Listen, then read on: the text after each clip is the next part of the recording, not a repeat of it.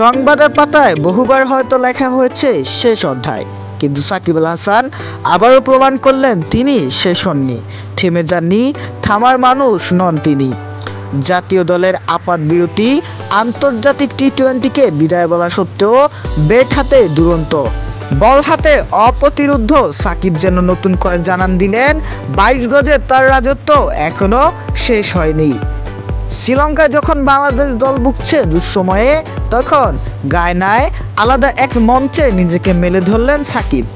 Global super লিগে Dubai ক্যাপিটালসের হয়ে খেলবেন কিনা তা নিয়ে সমর্থকদের মধ্যে ছিল জোর আলোচনা।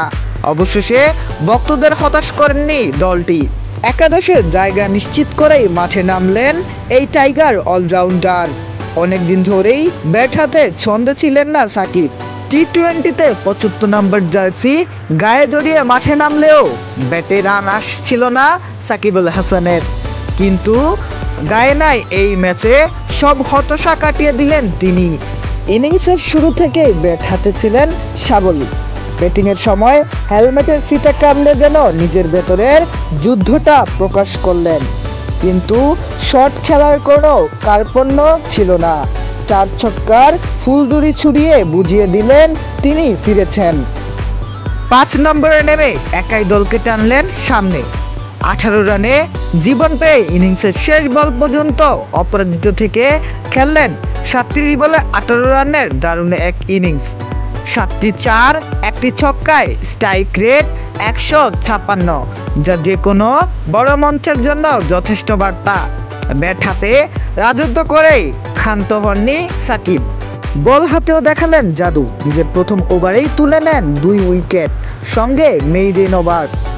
পরের ওভারে ফের উইকেটের দেখা। তৃতীয় ওভারে উইকেট না পেলেও চতুর্থ ও শেষ ওভারে আবারও আঘাত আনেন।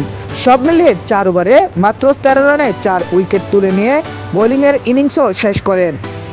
ইকোনমি রেট মাত্র 3.25। এই দুর্দান্ত পারফরম্যান্সের সুবাদে ম্যাচ সেরার পুরস্কারও নিজের করে নেন সাকিব আল হাসান।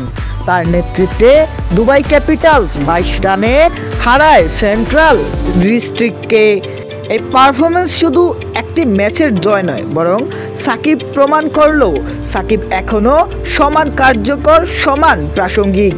গ্লোবাল সুপার লিগে তার এমন স্বপ্নময় শুরু ভক্তদের কাছে যেন এক উপহার। সময়টা হয়তো সাকিবের পক্ষে ছিল না, কিন্তু তিনি যে সব সময়ই ফিরে আসতে জানেন তা আরও একবার চোখে আঙুল দিয়ে দেখিয়ে দিলেন বিশ্বকে। সাকিব আল হাসান নামই যেন যথেষ্ট।